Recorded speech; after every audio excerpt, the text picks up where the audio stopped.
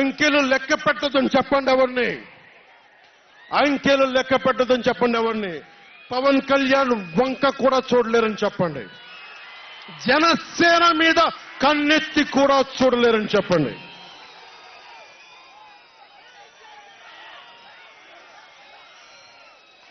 మనకి వైసీపీ జగన్ లాగా వేల కోట్లాది రూపాయలు వారసత్వంగా తినేసామా ఏంటి? మనం ఎన్నికలు రాగానే నియోజకవర్గానికి 50 నుంచి 100 కోట్లు తీయడానికి, ఖర్చు పెట్టడానికి, అన్ని స్థానాల్లో పోటీ చేయడానికి మన దగ్గర 50లు 100లు వేల కోట్ల డబ్బులు ఉన్నాయా? మన దగ్గర దోచేసిన డబ్బులు ఉన్నాయా?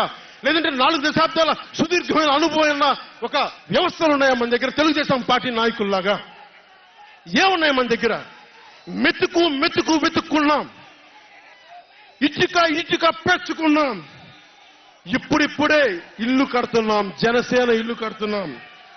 కోట కూడా కడతాం. తాడేపల్లి జగన్ కోట కూడా బద్దలు కొడతాం.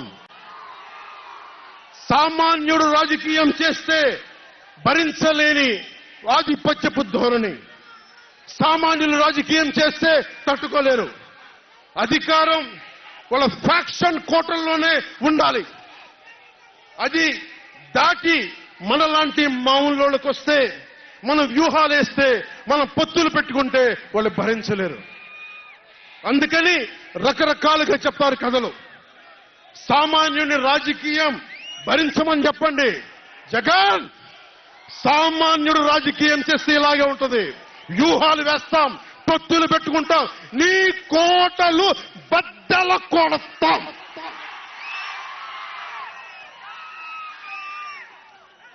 అలాగే నాకు గాని జనసేన పార్టీకి గాని సలహాలు సూచనలు అవసరం లేదు. సలహాలు సూచనలు ఇచ్చేవాళ్ళు అక్కర్లేదు. యుద్ధం చేసేవాళ్ళు కావాలి.